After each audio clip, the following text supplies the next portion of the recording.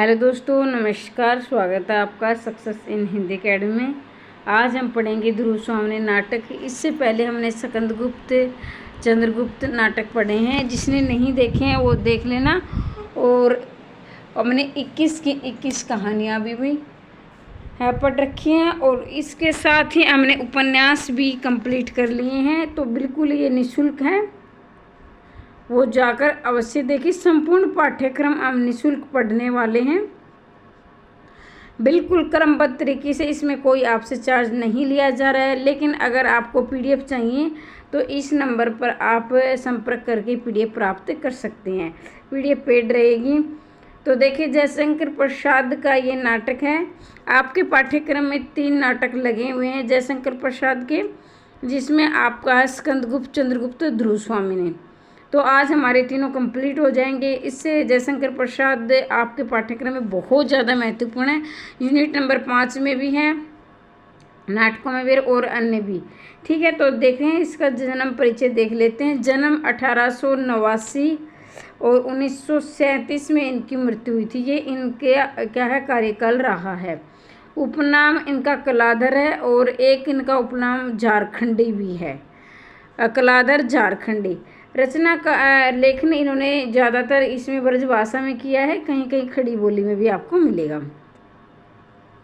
सज्जन इनका प्रथम क्या है नाटक है और इसके साथ ही अग्निमित्र इनका अपूर्ण है। एक बार हम शुरुआत से देख लेते हैं। सज्जन 1911, कल्याणी परिणय 1912, जो नागरी प्रचारणी सभा से प्रकाशित हुआ था।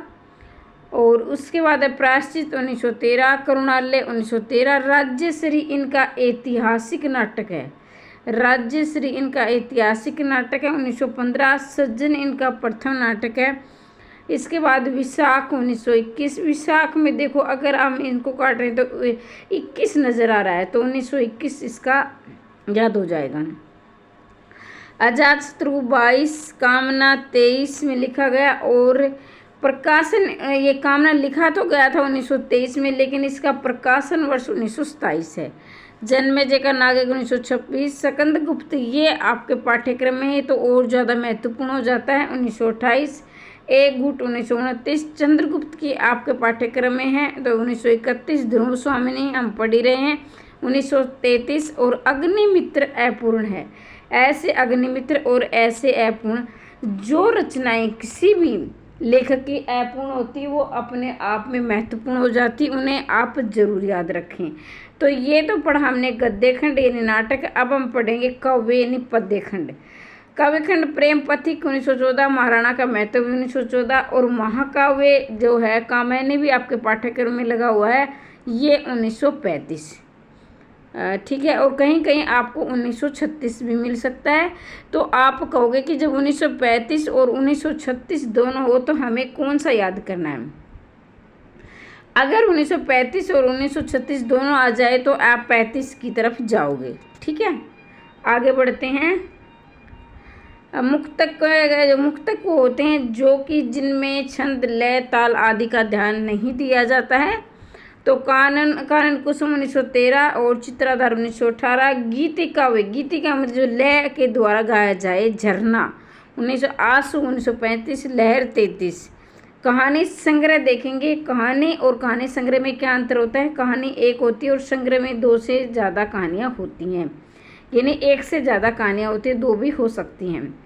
जिसमें छाया 1912, प्रतिध्वनि 26। आकाशदीप कहानी भी आपके पाठ्यक्रम में लगी है, ये 1929 है। आंधी 1931 है और इंद्रजाल 1936 है। तो इंद्रजाल का देखो, ये कहते हैं ना कि हम 36 तरह के जाल में फंसे हुए हैं, तो ये इस तरह से ट्रिक करके याद कर सकते हैं। बाहर है तो बाहर छाया आई हुई है, ऐसे भी याद कर सकते हैं। कंकाल 1929, तितली 34। इरावती 1938 है।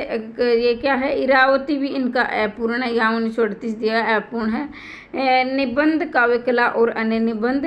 तो चंपू काव्य 1906, वो ब्रुहान 1907। माखनलाल चतुर्वेदी के शब्दों में कविता प्रसाद का प्यार है, गद्य उनका कर्तव्य है। तो ये कोटेशन आप याद रखेंगे। माखनलाल चतुर्वेदी के शब्दों में, माखनलाल चतुर्वेदी ने जयशंकर प्रसाद के बारे में कहा है कि कविता प्रसाद का प्यार है, यानी कविता से प्यार कर से, और गद्य उनका कर्तव्य है। ठीक है, 2-3 बार याद करोगे हो जाएगा। अब एक बार इसको देख लेते हैं कि कामायनी का प्रकाशन वर्ष कब हुआ था, 1933 में। तो प्रकाशन वर्ष हर एक रचना का आप याद रखेंगे। जयशंकर प्रसाद का अंतिम नाट्य रचना है, यानी अंतिम इसकी नाट्य रचना है। ध्रुव स्वामी ने जयशंकर प्रसाद रंगमंच दृष्टि सर्वश्रेष्ठ नाटक है, यानी सबसे अच्छा नाटक है। रंगमंच विधान की स्थिति पाने के कारण कई बार मंचन संभव हो उसका। इस नाटक में कुल 3 अंक है। ऐतिहासिक नाटक है। केंद्र बिंदु इसका है जो गुप्त साम्राज्य है, ने गुप्त काल का। तो यहाँ आप देखेंगे ध्रुव स्वामिनी में कितने अंक है, 3 अंक है। ध्रुव स्वामिनी में 3 अंक है। स्कंदगुप्त में कितने अंक है, 5 अंक है। और चंद्रगुप्त में कितने अंक है, 4 अंक है। इनको है ना एक शॉर्ट नोट्स बनाने के लिए सभी के इकट्ठे लिख लो। ध्रुव स्वामी ने कितने अंक हो गए, 3 अंक हो गए। स्कंदगुप्त में कितने अंक, 5 अंक। और चंद्रगुप्त में कितने हो गए, 4 हो गए। तो च से चंद्रगुप्त, से 4। ध्रुव स्वामी में आप देखोगे ऐसे 3 की तरह उल्टा लिखा हुआ प्रतीत हो रहा है ऐसे, तो इसको सीधा करके ऐसे 3 याद रह जाए, बाकी स्कंदगुप्त 5 हो ही जाएंगे। अब ये बात है कि ऐतिहासिक भी नाटक है। प्रकाशन वर्ष 1933 है। केंद्र बिंदु क्या है इसका, गुप्त काल है। ठीक है, चंद्रगुप्त, रामगुप्त, ध्रुव स्वामी ने ऐतिहासिक पात्रों के साथ कुछ काल्पनिक पात्रों भी, जैसे कि आप देखते हैं कुछ पात्र ऐसे होते हैं जो काल्पनिक होते हैं, कुछ पात्र ऐसे होते हैं जो ऐतिहासिक होते हैं। चंद्रगुप्त और रामगुप्त क्या है, भाई हैं दोनों, समुद्रगुप्त के बेटे हैं। और ध्रुव स्वामी ने कौन है, वैसे तो ये क्या है, रामगुप्त की पत्नी है, लेकिन आगे चलकर ये चंद्रगुप्त से शादी करते हैं, इसी बारे में हम पढ़ेंगे। ध्रुव स्वामी नाटक के प्रमुख पात्र हम देखेंगे। रामगुप्त समुद्रगुप्त का ज्येष्ठ पुत्र, ज्येष्ठ मतलब कि बड़ा होता है, तथा गुप्त वंश का एक कायर शासक है, ध्रुव स्वामी का पति भी है। ठीक है, तो ये क्या है, समुद्रगुप्त का बड़ा बेटा है और गुप्त वंश का कायर शासक है, ध्रुव स्वामी का पति है। चंद्रगुप्त में देखेंगे, चंद्रगुप्त नाटक में मुख्य नायक पात्र है, समुद्रगुप्त का छोटा पुत्र है। ये वीर तथा त्यागशील पुरुष ध्रुव स्वामी का से प्रेम करता है। तो ये रामगुप्त और चंद्रगुप्त दोनों भाई हैं। रामगुप्त बड़ा है और चंद्रगुप्त क्या है, छोटा है। ध्रुव स्वामी के बारे में पढ़ेंगे। नाटक की मुख्य नायिका पात्र है शक-कन्या, जिसे समुद्रगुप्त पर विजय के पश्चात मगध अपने पुत्र की वधू के स्वरूप में लाए थे। और ध्रुव स्वामी आत्म स्वाभिमान है, वीर स्त्री तथा वीरांगना कह सकते हो आप। वीर स्त्री को क्या कहते हैं, वीरांगना। वीरांगना समुद्रगुप्त से प्रेम करती है। ठीक है, मंदाकिनी कौन है, ये समुद्रगुप्त की बहन है, माफ कीजिए समुद्रगुप्त की क्या है, पुत्री है। और चंद्रगुप्त और रामगुप्त की बहन है। तो समुद्रगुप्त के कितने बच्चे हैं, 3 हैं, चंद्रगुप्त, रामगुप्त और मंदाकिनी, जो वीर तथा साहसी सत्य तथ्य को उद्घाटित करने वाली है। आप मैंने तो इस ध्रुव स्वामी नाटक को पढ़ा तो मुझे मंदाकिनी बहुत अच्छी लगी। आमतौर पर देखा जाता है व्यवहारिक रूप में सामान्य घरों में, मध्यम वर्गीय परिवारों में पक्षपात किया जाता है, मतलब जो ननद होती है वो अपने भाई का पक्ष लेती है। लेकिन यहाँ मंदाकिनी क्या है, ऐसे पता नहीं नाटकों में होता है कि वास्तविकता में ये क्या है, अपनी भाभी का पक्ष लेती है। कोमा कौन है, आचार्य मीरदेव की पालिता पुत्री है। पालिता मतलब इसका पालन पोषण किया है मीरदेव ने, और एक तरह से क्या है, इनके मीरदेव क्या गुरु है, लेकिन इसे अपने पिता के समान मानती है और सकराज से प्रेम करती है। सकराज ही क्या भावी पत्नी, मतलब इसकी शादी होने वाली है। सकराज क्या है, एक नाटक का खलनायक है, जैसे कि आपने फिल्मों में देखा है, एक नायक होता है, एक खलनायक होता है, जिसके आप बोलते हैं ना हीरो, और तो ये क्या है, हीरो से विपरीत वाला है। बड़ा ही ईर्ष्यालु, संकाल और हिंसक प्रवृत्ति का है। शिखर स्वामी क्या है, रामदूत का कुटिल था, अवसरवादी मंत्री है। वह रामदूत उचित परामर्श न देकर सदैव गलत रास्ते पर चलने को प्रेरित करता है। शिखर स्वामी क्या है, रामगुप्त का मंत्री है और अवसरवादी है, मतलब जो जैसा समय होता है वैसी बातें करता है और हमेशा गलत सलाह देता है। किसको, रामगुप्त को। मीरदेव कोमा का पिता है, सत्य का साथ देना, न्यायशील व्यक्ति है, लेकिन ये वास्तव में इसका पिता नहीं, पिता तुल्य है। ये क्या है, इसका वैसे देखा जाए तो गुरु है। पुरोहित, धर्म का पालन करने वाला, सत्य का साथ देने वाला, निर्भीक तथा साहसी पुरुष है। ठीक है, आगे बढ़ते हैं। और अन्य पात्र जिसमें गौण पात्र, आजकल क्या होता है कि गौण पात्र ज़्यादा पूछे जा रहे हैं, क्योंकि देखो भाई इतने बार नेट आपका हो चुका है, तो इसमें क्या है, बहुत सारे प्रश्न ऐसे रिवीजन हो गए और हर 6 महीने के बाद यानी साल बाद ये होता है। तो इसके लिए अभी तो 6 महीने में होने लगा, पहले तो साल में होता है। खड़गदारणी, प्रत्यारी, कुबड़ा, बोना, सामंत, खिंगिल, शक, सामंत और हिजड़ास। खिंगिल किसकी तरफ से है? सकराज की तरफ से। ध्रुव नाटक 2 कारण से काल्पनिक है, ये नहीं कुछ ध्रुव स्वामी नाटक काल्पनिक भी है, कुछ वास्तविक। हर एक नाटकों में ऐसे रचनाओं में होता है कि कुछ वास्तविकता होती है, कुछ काल्पनिक होती है। तो काल्पनिक बातें क्या है ध्रुव स्वामी ने, वो हम देख लेते हैं। पहला, विशाख दत्त द्वारा रचित संस्कृत नाटक देवी चंद्रगुप्त में समुद्रगुप्त का पुनर्विवाह चंद्रगुप्त के साथ का उल्लेख है। तो ये क्या है, पहला ये काल्पनिक बात है। क्या काल्पनिक बात है? विशाख दत्त द्वारा रचित संस्कृत, पहले ये नाटक देवी चंद्रगुप्त नाम से माफ कीजिए, देवी चंद्रगुप्त नाम से विशाख दत्त ने संस्कृत में लिखा था। ठीक है, उसमें ध्रुव स्वामी के पुनर्रचन, उसमें क्या है, ध्रुव स्वामी का विवाह पुनर्विवाह यानी दोबारा विवाह चंद्रगुप्त के साथ उल्लेख है। चंद्रगुप्त द्वारा सकराज को मारना और ध्रुव स्वामी से पुनर्विवाह ऐतिहासिक तथ्य है, मतलब ये ऐतिहासिक तथ्य है। इतिहास जो कहते हैं ना, इतिहास में दोहराया गया। अब दूसरा क्या है, ध्रुव स्वामी नाटक के चंद्रगुप्त, रामगुप्त, सकराज, ध्रुव स्वामी ऐतिहासिक पात्र हैं। तो ये कुछ बातें ऐसे हैं ऐतिहासिक हैं, कुछ क्या है काल्पनिक है। तो ये क्या है, ऐतिहासिक पात्र है। ध्रुव स्वामी, चंद्रगुप्त, रामगुप्त, सकराज, शिखर स्वामी, ये क्या है, ऐतिहासिक है। तो इनके नाम याद रखना, चंद्रगुप्त, रामगुप्त, सकराज, शिखर स्वामी, ये ऐतिहासिक पात्र है। कितने हैं इसमें? 5 पात्र जो है ऐतिहासिक है। अब काल्पनिक देखेंगे। इस नाटक में कोमा, मंदाकिनी और मिहिर जैसे काल्पनिक पात्र। कोमा और मंदाकिनी क्या है, और मिहिर देवी, ये तीनों क्या पात्र है, काल्पनिक है। तो 5 हमने ऐतिहासिक पढ़े और ये क्या है, 3 हमने काल्पनिक पढ़े। कोमा के माध्यम से गौण कथा का सर्जन किया है। गौण मतलब होता है जो नगण्य होती है, छोटी कथा होती है, जो सिर्फ क्या कथा का संचालन करने में सहायक होती है। और मेन कथा जो होती है वो होती है, जैसे मैं अभी आपको बताऊंगी, सकराज के अनैतिक आचरण को पुष्ट करना काल्पनिक सहारा लिया जाता है। ये नहीं, सकराज का जो अनैतिक है, जो हिंसक जो प्रवृत्ति है, जो कुटिलता है, ये क्या है, एक कहानी को आगे बढ़ाने में सहायक ले। तो ये तो हो गए काल्पनिक, और जो 2 हो गए ये ऐतिहासिक हो गए। ठीक है, जो ये विशाख दत्त के संस्कृत का देवी चंद्रगुप्त से क्या किया जाता है, बाद में इसका रूपांतरण हिंदी में किया गया है। पहले ये विशाख दत्त का संस्कृत में देवी चंद्रगुप्त नाम से लिखा गया था। संस्कृत में याद रखना भाषा क्या संस्कृत है। विशाख दत्त संस्कृत के जो है लेखक हैं, और देवी चंद्रगुप्त इसका नाम था। और ये क्या है, चंद्रगुप्त का पुनर्विवाह ध्रुव स्वामी के साथ, यानी ध्रुव स्वामी का पुनर्विवाह चंद्रगुप्त के साथ। और दूसरे ये 5 पात्र जो हमने पढ़े, जिसमें ध्रुव स्वामी, चंद्रगुप्त, रामगुप्त, सकराज, शिखर स्वामी, ये ऐतिहासिक है 5। और ये 3 क्या है, कोमा, मंदाकिनी जो सकराज की पत्नी है, मंदाकिनी जो रामगुप्त और चंद्रगुप्त की बहन है और समुद्रगुप्त की बेटी है। मिहिरदेव क्या है, ये कोमा और सकराज के क्या है, गुरु है, और ये कोमा के पिता तुल्य हैं। तो ये काल्पनिक बातें हैं, तो आपने देखे दोनों।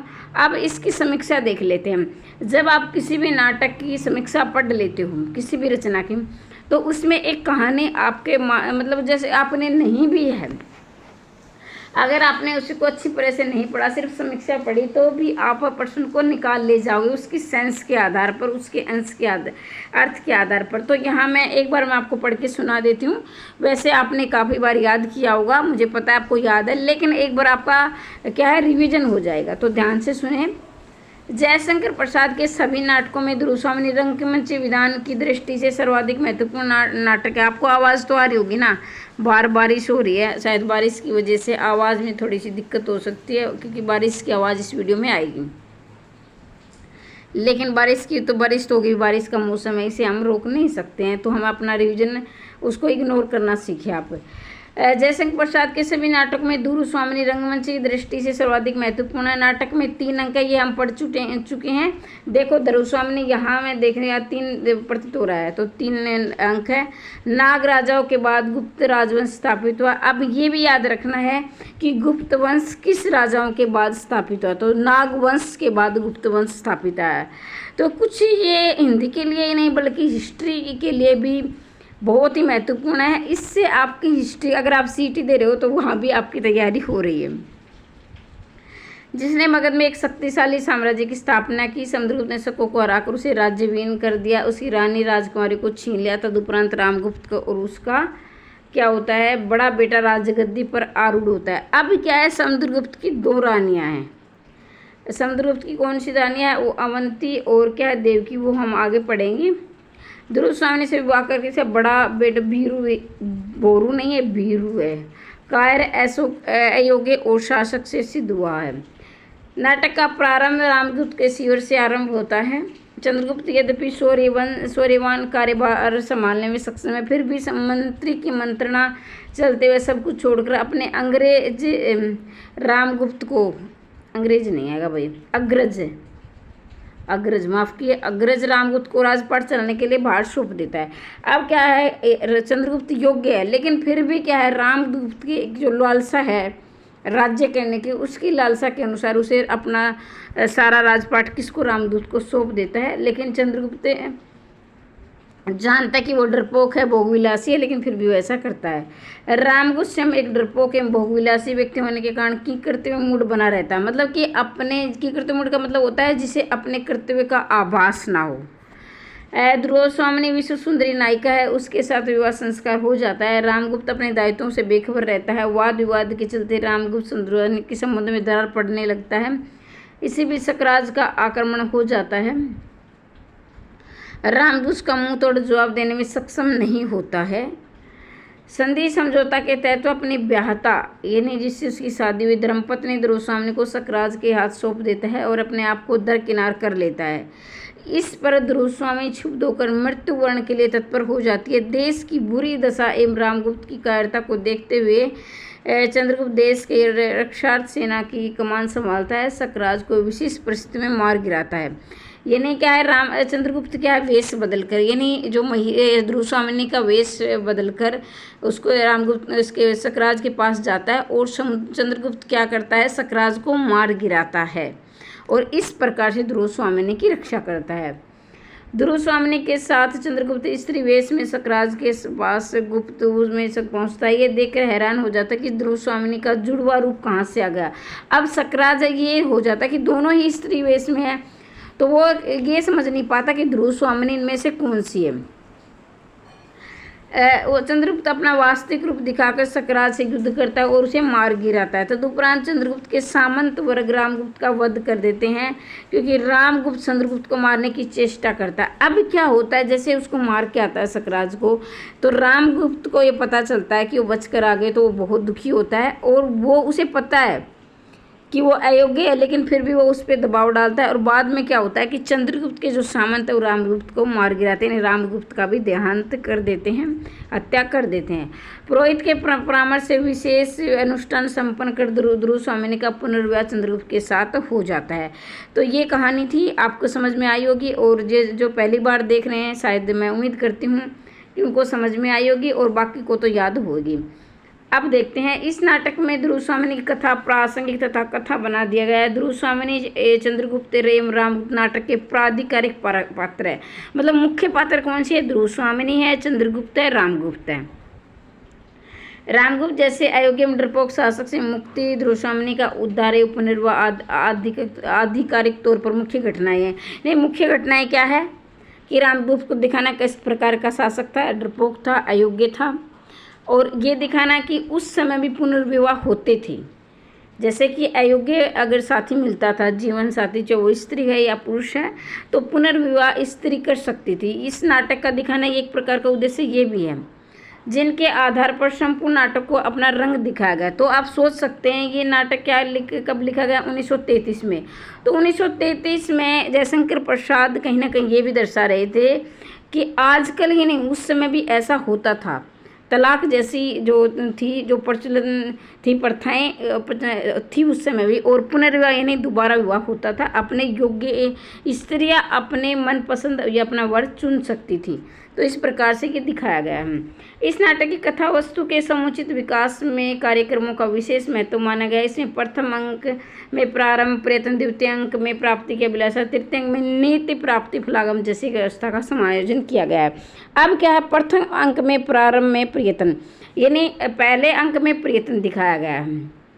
दूसरे अंक में प्राप्ति की अभिलाषा मतलब इच्छा है, और तीसरे अंक में फल प्राप्त होता है। जैसे मान लीजिए आप नेट या असिस्टेंट प्रोफेसर की तैयारी कर रहे हैं, तो आप पहले क्या है, पहले प्रयत्न करते हैं और फिर हमारे अंदर तीव्र अभिलाषा होती है। जैसे हम तैयारी करने लगते हैं, हाँ मैं कर लूँगा, मैं कर सकती हूँ या मैं कर सकता हूँ, और जब आप निरंतर प्रयास करते तो लास्ट में आपको फल प्राप्त होता है। तो ये तीनों अंक इसी प्रकार से बांटे गए हैं। जब ध्रुव स्वामी रामदूत के प्रति ऐसा विचार रखते कि मैं ये कहना चाहती हूँ, पुरुषों ने स्त्रियों को अपने, ये कोटेशन बहुत ही ज़्यादा महत्वपूर्ण है, इसको अपने जहन में बिठा लेना। मैं आपको सचेत करती हुई चलूँगी कि यहाँ से ज़्यादा महत्वपूर्ण है। और वैसे आपको पता भी है, देखो हर एक जैसे नाटक होने भी कुछ भी हम पढ़े रचनाएँ, तो हमें ऐसा प्रतीत होता है कि ये महत्वपूर्ण है। अच्छा आप पहली बार पढ़ रहे हो, ठीक है, लेकिन मैं PYQ के आधार पर आपको ज़रूर बताऊँगी। मैं यही कहना चाहती हूँ कि पुरुषों ने स्त्रियों को अपनी पशु संपत्ति समझकर उन पर अत्याचार करने का अभ्यास बना लिया है। वे मेरे साथ नहीं चल सकता। यदि तुम मेरी रक्षा नहीं कर सकते, अपने कुल की मर्यादा, नारी का गौरव नहीं बचा सकते, तो मुझे बेच भी नहीं सकते। तो ये यहाँ से लेकर यहाँ तक आप बिल्कुल इसको समझ के और फिर याद कर लेना अच्छी प्रकार से, बहुत ही ज़्यादा महत्वपूर्ण है। वैसे अगर अर्थ के आधार पर आप इसे जान भी जाओगे, ध्रुव स्वामी और मंदाकिनी के कथन बहुत ज़्यादा महत्वपूर्ण हैं। जब क्या है, जब रामगुप्त सकराज के पास उसे भेजना चाहता है युद्ध के लिए, ताकि सकराज मुझ पर आक्रमण न करे, वो अपने राज्य को एक नारी के माध्यम से बचाना चाहता है, उस समय ये उस ध्रुव स्वामी ने विरोध के लिए ये शब्द कहे थे। अपने जीवन में देश की रक्षा, मान सम्मान खातिर आत्महत्या करने पर उतारू हो जाती है। अब उसके पास कोई चारा नहीं मिलता तो वो आत्महत्या करने पर उतारू हो जाती है। बड़ी संगीन स्थिति दर्शाती है। चंद्रगुप्त के अचानक उपस्थित हो जाने से सारी स्थिति नियंत्रणाधीन हो जाती है, एक प्रकार की दिशामूलक कार्य व्यवस्था मानी जाएगी।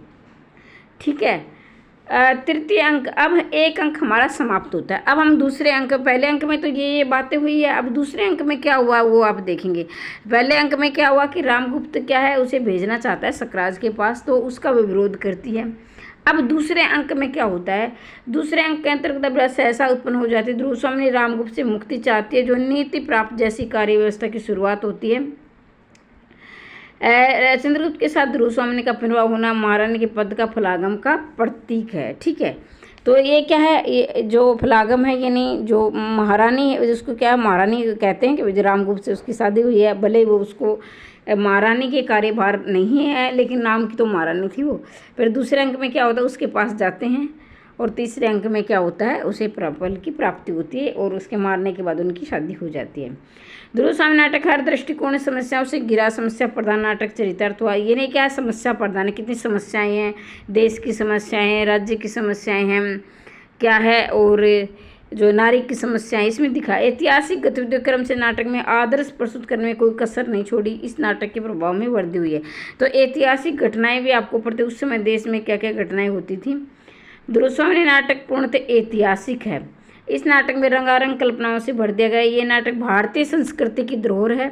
धरोहर मतलब जिसको मतलब हम याद किया जा सकते, जिसको संभाल कर रखा जाए। यहाँ असत्य पर सत्य की विजय दिग्दर्शित किया गया। देश की भावना एवं नारी जाति के सम्मान की दुआई गई है। देश सेवा, देश सेवा चंद्रगुप्त कैसे देश सेवा करता है भाई, देखो देश सेवा उसमें क्या, अगर क्या है रामगुप्त अयोग्य था तो उसमें प्रजा भी तो दुखी थी उससे, लेकिन चंद्रगुप्त क्या है, रामगुप्त को मारकर और सकराज को मारकर क्या करता है, फिर अपने जो देश के प्रति जो कर्तव्य थे, प्रजा के प्रति जो कर्तव्य उसे पूरा करता है, और एक ध्रुव स्वामी की रक्षा करता है और नारी का सम्मान करता है। माफ कीजिए, सामाजिक रूढ़िवाद के विरुद्ध इस नाटक में स्त्री जाति का सशक्तिकरण किया गया है। आधुनिक समाज के हितार्थ शौर्यवान शासक की आवश्यकता है। नपुंसक एक भोगविलासी लिप्त शासकों को डुबो देता है। यानी उस समय राजा महाराजा क्या करते, भोगविलासता में ज़्यादा, जैसे शराब पीना, सुरा सुंदरियों में रहना। ध्रुव स्वामी नाटक कथा मिश्रित है। में पहले हम पढ़ चुके हैं, ये मिश्रित कथा है। इसमें क्या है, ऐतिहासिक एवं काल्पनिक दोनों ही कथाएँ हैं। ठीक है, तो ये तो बार बार आ रहा है, तो ये तो हमने पढ़ लिया है। अब हम यहाँ से पढ़ें इनके मुख्य कथन। ये बहुत ज़्यादा महत्वपूर्ण है, इसको आप ध्यानपूर्वक सुनोगे। ठीक है, प्रत्येक स्थान और समय बोलने के लिए योग्य नहीं होता। कभी कभी मौन रह जाना बुरी बात नहीं है। ये खड़कदारणी, जब क्या है, जब नाटक की शुरुआत होती है तो क्या है, एक रामगुप्त ने उसको एक खड़गदानी उसके पीछे लगाई। क्या अब भी शादी के बाद भी क्या है, ध्रुव स्वामी चंद्रगुप्त से प्रेम करती है। तो खड़गदानी को ये आदेश दिया गया कि तुम मूक रहकर इस पर नज़र रखो। तो जब वो पूछती है उसे कुछ सवाल ध्रुव स्वामी, तो वो मौन रहती है। तो जब एकांत में जाती है तब वो बोलती है, क्या वो कहते हैं कि इस प्रजा में सारे गूंगे बहरे यही है क्या। तब वो जवाब देती है खड़गदानी कि प्रत्येक स्थान इसमें बोलने के योग्य नहीं होते, कभी कभी मौन रह जाना बुरी बात नहीं। ये खड़गदानी किससे कह रही है, ध्रुव स्वामी से कह रही है। मनुष्य के हृदय में देवता को हटाकर राक्षस कहाँ से घुस जाता है, प्रथम अंक ध्रुव स्वामी का। ठीक है, ध्रुव स्वामी कहती है, जगत की अनुपम सुंदरी मुझे स्नेह नहीं करती, मैं इस राजा देश का राजा धीराज हूँ। जब उसमें क्या है, रामगुप्त कहते हैं कथन, जब रामगुप्त के पास वो आते हैं, जैसे दूत को संदेश लेकर आते, तो दूत का संदेश न सुनकर वो क्या है, खड़गदानी और वो क्या बोलते प्रत्यारी कुछ ऐसे बातचीत हो रही है। तब वो कह रहे हैं कि देखो राजा क्या है, दूत आया है, ऐसे ऐसे युद्ध का संदेश लाया। उनकी पूरी बात नहीं सुनता वो कह रहा है कि इससे भी ज़्यादा समस्या ये है कि जगत की अनुपम सुंदरी मेरी पत्नी मुझे स्नेह नहीं करती है।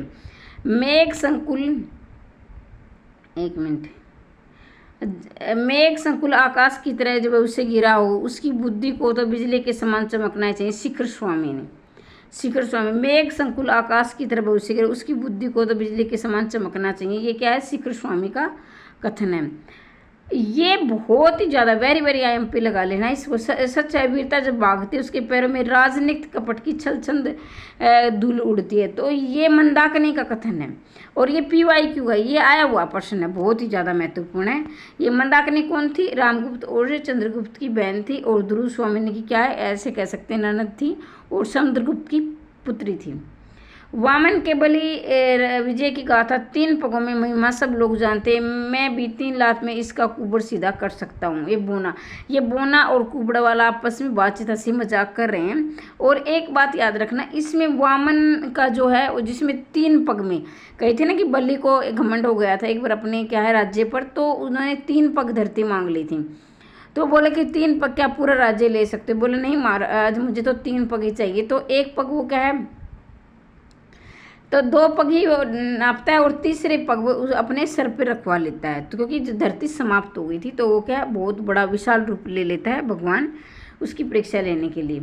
राजनीति के सिद्धांत में राष्ट्र की रक्षा सब उपायों को करने का आदेश है। राजा रानी कुमार अमात्य सब विसर्जन किए जा सकते हैं, किंतु राज्य विसर्जन अंतिम उपाय है। शिखर स्वामी क्या है, धूर्ता है, वो क्या है, वो बोलते हैं उसको कि राज्य के लिए कुछ भी चाहे, राजा हो चाहे रानी हो कुमार हो, सब कुछ विसर्जन किए जाते हैं, राज बचना चाहिए बस किसी भी तरीके से। शिखर स्वामी क्या है, रामगुप्त को हमेशा उल्टी यानी गलत सलाह गलत रास्ते पर ले जाता है। मैं केवल रानी ही नहीं किंतु स्त्री भी हूँ, ये ध्रुव स्वामी किसको बोल रही है, रामगुप्त को। तुम सुंदर हो, ओ कितनी सुंदर, सोने की कटार पर मुख धोकर मैं उसे अपने हृदय में नहीं डुबो सकता। ये रामगुप्त किसको कह रहे हैं, ध्रुव स्वामी कि तुम सुंदर हो, बहुत सुंदर हो, लेकिन क्या है सोने की कटार हो तो भी मैं ऐसे क्या अपने हृदय में नहीं डुबो सकता है। जीवन विश्व की संपत्ति प्रमाण से क्षणिक आवेश से या दुख की घटनाओं से इसे नष्ट करना ठीक नहीं। चंद्रगुप्त अब क्या है, जब वो ध्रुव स्वामी आत्महत्या करना चाहती है, रामगुप्त उसकी रक्षा नहीं करता, तो वो तब चंद्रगुप्त ये क्या है ये देता है, उनका कथन ये कहता है कि जीवन विश्व की संपत्ति है, परमा से यानी क्षणिक आवेश यानी थोड़े से गुस्से में थोड़े से दुख के समय हमने अपने आप को नष्ट नहीं करना चाहिए, उसका सामना करना चाहिए। ये ध्रुव स्वामी को चंद्रगुप्त कहते हैं। कितना अनुभूतिपूर्ण था एक क्षण का आलिंगन, कितने संतोष भरा था। नीति ने अज्ञात भाव से मानो लू से तपी वसुधा को क्षितिज के निर्जन से सायकाल शीत आकाश में मिला दिया। ध्रुव स्वामी जब क्या है, चंद्रगुप्त कहता कि मैं जाऊंगा आपकी जगह पर स्त्री का रूप लेकर, तेरा ध्रुव स्वामी का रूप लेकर, तो इस पर क्या है ध्रुव स्वामी अपना आपा यानी अपने आप में संतुलन खो देती है और क्या है चंद्रगुप्त से आलिंगन कर लेती है। और रामगुप्त कहता है कि तुम मेरी स्त्री होकर यानी मेरी पत्नी होकर दूसरे का स्पर्श कर रहे हो, तो ये कितना घृणित है, शर्म नहीं आती। तो इस पर ध्रुव स्वामी बाद में सोचती है कि मतलब कितना आलिंगन वो कितना अच्छा था, तो वो एक तरह से एहसास कर रही है। अपनी ज्वाला को आप नव नीलकंठ की छाप ले, विश्राम शांति को साप दे, ऊंचे ऊंचे सब जेल चले। ये प्रथम अंक में क्या है, मंदाकिनी कहती है। मंदाकिनी के कथन बहुत ज़्यादा महत्वपूर्ण, आप इन्हें याद रखेंगे। अब हमारा 13वां कथन है।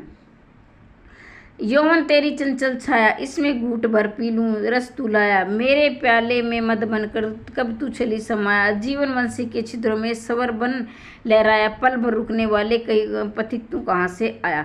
बहुत ही ज़्यादा महत्वपूर्ण, वेरी वेरी एमपी लगा लेना। पीवाईक्यू का ये पीवाईक्यू है, पूछा गया है। और कोमा का ये कथन आगे भी पूछा जा सकता है कि ये एक तरह से ये मतलब कोटेशन क्या, एक तरह की गीत भी है, लय के द्वारा आप इसे गा सकते हैं। यौवन तेरी चंचल छाया, इसमें घूंट फिर तू रस कहाँ से लाया, तो ये कोमा का कथन है, किसे, सकराज से कह रही हो। प्रश्न, स्वयं किसी के सामने नहीं आते, मैं समझती हूँ मनुष्य उन्हें स्वयं जीवन के लिए उपयोगी समझता है, मकड़ी की तरह लटकने के लिए अपने आप ज्वाला बुनता है। कोमा सकराज से वाद विवाद कर रही है, प्रतिवाद कर रही है। तो उन्होंने बोला, और ये भी अभी तक पूछा नहीं गया, लेकिन पूछे जाने की संभावना है, क्योंकि ये बहुत ही ज़्यादा महत्वपूर्ण है। कुछ कथन ऐसे होते हैं जो कि अपने आप में बहुत ही महत्वपूर्ण होते हैं और उनमें गहनता यानी गूढ़ता छिपी रहती है, तो इसमें बड़ी गूढ़ता है। एक बार मैं फिर से पढ़ के सुना देती हूँ। प्रश्न, स्वयं किसी के सामने नहीं आते, बहुत अच्छी बात है। मैं तो समझती हूँ मनुष्य उन्हें जीवन के लिए उपयोगी समझता है, मकड़ी की तरह लटकने के लिए पहने अपने आप ही जाला बुनता है। सौभाग्य और दुर्भाग्य मनुष्य की दुर्बलता के नाम, मैं तो पुरुषार्थ को ही अपना नियामक समझती हूँ, पुरुषार्थ ही सौभाग्य को खींच लाता है। ये सकराज है, ये भी पीवाईक्यू का प्रश्न है, ये आप जरूर याद रख लेना। सकराज का कथन है, राजनीति मनुष्य के लिए सब कुछ नहीं होती, राजनीति के पीछे नीति से हाथ न धो बैठो, जिस विश्व मानव का व्यापक संबंध है। मिहिरदेव, ये मिहिरदेव के कथन भी बहुत ज़्यादा महत्वपूर्ण है। राजनीति मनुष्य के लिए सब कुछ नहीं है, राजनीति के पीछे नीति से हाथ न धो बैठो, जिसका विश्व मानव के साथ व्यापक संबंध है। छल का बहिरंग, ये भी पीवाईक्यू है। छल का बहिरंग सुंदर, विनीत और आकर्षक पर दुखदाई और हृदय को भेदने के लिए। ये द्वितीय अंक में मिहिरदेव के कथन है। मेरे जीवनी से दूर नक्शा इस घोर अंधकार में अपने स्थिर उज्ज्वलता से चमक रहा है। द्वितीय अंक में ये चंद्रगुप्त का है। जो रानी शत्रु के लिए उपहार के लिए भेज जाती है, महादेवी उच्च पदवी पहले ही वंचित हो गई होगी, ध्रुव स्वामिनी, ये तृतीय अंक में है। तो इस नाटक में कितने अंक है, 3 अंक है। तो ये तो आपके वैसे सबने याद कर लिया होगा, लेकिन कुछ कुछ अभ्यर्थी ऐसे हैं जो पहली बार तैयारी कर रहे हैं, तो हमें तो सबको साथ लेकर चलना होता है। स्त्री और पुरुष परस्पर विश्वास पूर्वक अधिकार, रक्षा और सहयोग ही तो विवाह कहा जाता है। यदि ऐसा नहीं हो तो धर्म और विवाह खेल है। बिल्कुल बहुत अच्छी। पुरोहित का कहना है तृतीय अंक में कि स्त्री और पुरुष पर का विश्वास, पहले तो एक दूसरे के प्रति विश्वास होना चाहिए, अधिकार भी होना चाहिए और रक्षा भी करनी चाहिए, सहयोग भी होना चाहिए, तभी विवाह है। नहीं, ये विवाह का धर्म है, नहीं तो विवाह क्या है, खेल है। तृतीय अंक में पुरोहित कहता है विधान किसाई का एक बिंदु गिरकर भाग्यली पर कालिमा चढ़ा देता है। तृतीय अंक चंद्रगुप्त, मेरा यही अपराध है कि मैंने कोई अपराध नहीं किया। ये कितनी महत्वपूर्ण बात है कि मेरा यही अपराध है कि मैंने कोई अपराध नहीं किया, ध्रुव स्वामिनी। ठीक है। रोग जर्जर शरीर पर अलंकारों की सजावट, मलिनता, क्लुष की ढेर, भारी कुमकुम से केसर का लेप गौरव नहीं बढ़ाता, चंद्रगुप्त कहता है ये तृतीय अंक में। ठीक है। मैं स्पष्ट कहता हूँ कि धर्मशास्त्र रामगुप्त से ध्रुव स्वामिनी के मोक्ष की आज्ञा देता है। तृतीय अंक, मोक्ष मतलब कि अलग करता है। ठीक है। धर्मशास्त्र, अगर धर्मशास्त्र में क्या पालन होता है कि विश्वास रखे, एक दूसरे का सहयोग करे, एक दूसरे की इज्जत दे और क्या है उसकी रक्षा करे। जब धर्मशास्त्र में ऐसी जो वचन दिए गए वो पूरे नहीं होते, तो क्या है, तो धर्मशास्त्र एक दूसरे को अलग कर देते हैं। ये पुरोहित का कथन है। अब थोड़ा सा निष्कर्ष रूप में देख लेते हैं। वैसे निष्कर्ष आप सभी को पता चल गया है, लेकिन फिर भी मैं एक बार पढ़ के सुना देती हूँ। ध्रुव स्वामी ने इस और संकेत है कि स्त्री मुक्ति तभी संभव है जब व्यवस्था में परिवर्तन हो, नई व्यवस्था में नई नैतिकता और विधि शास्त्र को लाया जाए, तभी स्त्री को मुक्ति और अस्तित्व में नया आयाम आ सकेगा। नारी मुक्ति जुड़ा एक पहलू ये भी, क्या विवाह ही स्त्री का जीवन का लक्ष्य है? मतलब सिर्फ विवाह करना ही जीवन का लक्ष्य नहीं है कि स्त्री से विवाह करो और फिर मनमाना करो, ऐसा नहीं है। अगर स्त्री को आप विवाह करके लेके आए हो तो अपना जो कर्तव्य है वो भी निभाओ। क्या स्त्री नीति एक पुरुष से दूसरे पुरुष तक भटकने की है? यानी कि स्त्री की नीति क्या कि एक पुरुष से शादी करो, फिर वो क्या उसको धोखा दे दे, वो अपने कर्तव्य का पालना करे, फिर दूसरे से, ऐसा बिल्कुल भी नहीं है। इन सभी सवालों के जवाब ध्रुव स्वामी ने दिया है। ये प्रतिवाद करते पुरुष यदि गौरव से नष्ट आचरण से प्रतीत हो तो वह स्त्री के योग्य नहीं है। यानी अगर पुरुष नारी की रक्षा न करे और उसके साथ अच्छा आचरण न करे, अपने कर्तव्य का पालन न करे, तो उसे वो छोड़ भी सकती है। रामगुप्त से मुक्त होकर दुराशामणि अकेले जीवन यापन कर सकती है। राम अब क्या है, लेकिन वह किसी से प्रेम करती है। अब क्या है, ध्रुवस्वामिनी तो यहाँ किसी से प्रेम करती है। अगर कोई स्त्री ऐसी कंडीशन में है तो क्या है, वो अपने पति को छोड़ भी सकती है। मैं वैसे व्यवहारिक तौर पे आपको बता रही हूँ, वैसे आपको पता है। प्रेम के लिए आज तक त्याग देने के बाद आखिरकार चंद्रगुप्त का प्रेम मिल जाता है।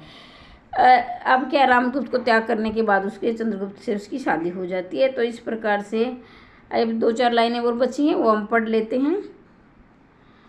ध्रुवस्वामिनी की नाटकीय घटना इतिहास के किस काल में घटती, वहाँ शायद प्रसाद के प्रश्नों का इस अवस्था को हिला दिया होगा।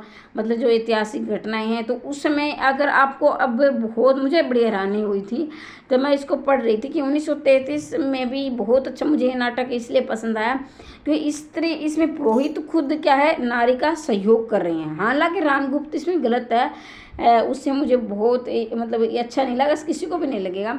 लेकिन इसमें क्या है, एक मंदाकिनी बहुत ही अच्छा है जो अपने परिवार का सपोर्ट नहीं ले। अगर वर्तमान में 2025 में भी आप देखोगे, असल में ऐसी लड़कियां होती है जो घर में अपने परिवार का सहयोग देती है, किसी दूसरे की जो लड़की घर पे आई उसको क्या इग्नोर कर देती हैं कि भाई हम इसकी तरफ क्यों बोले। लेकिन इसमें क्या है, एक 1933 में इस प्रकार की जो लड़की है जो अपने परिवार का विरोध करती है और जो उसकी भाभी है उसका सहयोग करती है, उसको पता है क्या सही है क्या गलत है। तो इस प्रकार की जो, अगर आप इसको वास्तविक धरातल पर उतार कर समझोगे तो आपको बहुत ही मज़ा आएगा, बहुत ही अच्छा लगेगा।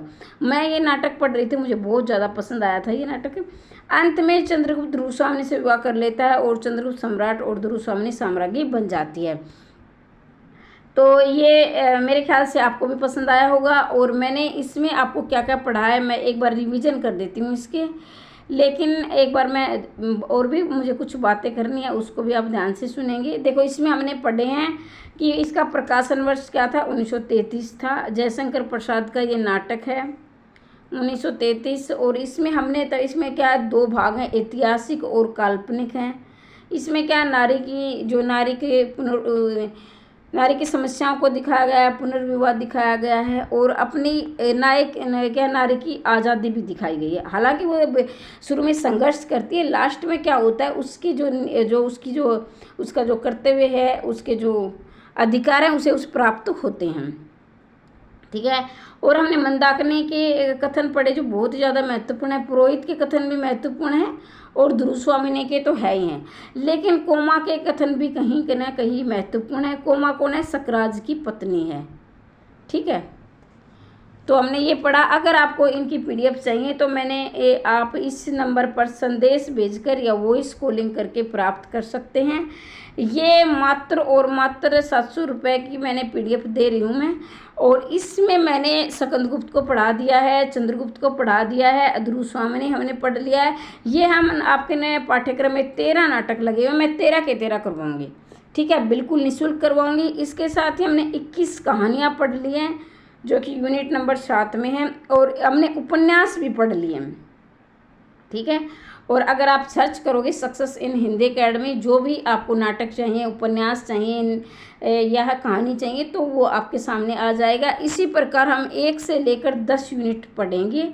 यूनिट नंबर 3 के भी मैंने प्रश्न करवाए हैं, PYQ भी मैंने करवा रखे हैं। और अब इसके नाटक समाप्त होने के बाद हम निबंध भी पढ़ेंगे, और निबंध यूनिट नंबर 9 में है। इसके बाद हम यूनिट नंबर 10 पढ़ेंगे। यूनिट नंबर 7 में आपकी अन्य गद्य विधाएँ हैं।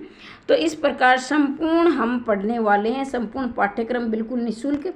लेकिन अगर आपको PDF चाहिए तो PDF में इसमें वॉइस कॉलिंग कर सकते हैं, यानी WhatsApp कॉल कर सकते हैं, संदेश भेज सकते हैं। नॉर्मल कॉल इस पर नहीं लग पाएगा, मैं माफ़ी चाहूँगी क्योंकि मैं इस पर रिचार्ज नहीं करवाती हूँ। कहीं आप सोचो कि मैम ने हमें से पीछे छुड़ाने के लिए ऐसा करती है, ऐसा बिल्कुल भी नहीं है, क्योंकि मैं फ़ोन में रिचार्ज बहुत कम करवाती हूँ, इसमें मेरा डाटा ही रहता है। ठीक है, किसी भी प्रकार का डाउट है कमेंट के माध्यम से ज़रूर पूछें। और जो एस्टेट TGT PGT की अगर आप तैयारी कर रहे हैं तो एस्टेट TGT PGT के नोट्स भी मेरे पास अवेलेबल हैं। ये कुछ ही दिन के लिए, 2-3 दिन के लिए मात्र आपको 300 रुपये में मिल रहे हैं, वो भी आप ले सकते हैं। EMARS के भी नोट्स हैं मेरे पास, EMARS के नोट्स भी आप ज़रूर लें। देखो, सिर्फ वीडियो से तैयारी नहीं होती, ये भी आप जानते हैं क्योंकि आपने बहुत सारे टेस्ट क्वालिफाइड की, अच्छी शिक्षा प्राप्त की है। आप भी कोई छोटे बच्चे नहीं हो कि आपको कहना पड़े, आपने आपने यहाँ तक आए हो तो आपने सेल्फ स्टडी काफ़ी की है, तभी आप यहाँ तक ये वीडियो देख रहे हो। ठीक है, तो सेल्फ स्टडी के लिए आप नोट्स जरूर प्राप्त करें। तो अभी मैंने जो हिंदी वाले काफ़ी जो हरियाणा से हैं तो उनके लिए मैं बता दूं, टीजीटी पीजीटी वाले काफ़ी चिंतित है कि हरियाणा में अब की बार हिंदी की वैकेंसी आएंगी या नहीं आएंगी। तो टीजीटी की मैंने वीडियो बना दी है, कितनी वैकेंसी खाली हैं और कितनी भर चुकी हैं। पीजीटी की भी मैं जल्दी लेकर आऊँगी, आरटीआई के द्वारा जो जवाब आया है उसकी, तो इस पर हम विस्तार से चर्चा करेंगे। वो वीडियो भी आप ज़रूर देखें। पहली बार चैनल पर आए तो चैनल को सब्सक्राइब करना ना भूलें, क्योंकि आपको टीजीटी से लेकर असिस्टेंट प्रोफेसर तक की तमाम जानकारी इस चैनल के माध्यम से दी जाती है। तो आज के लिए इतना ही। मैं चाहती हूँ कि इसी साल आपको सफलता मिले, कहीं ना कहीं आपका चयन हो जाए। हमेशा हंसते रहिए, मुस्कुराते रहिए, दिन दोगुनी रात चौगुनी उनती करते रहिए। जय हिंद, जय भारत। मिलते हैं अगली वीडियो में।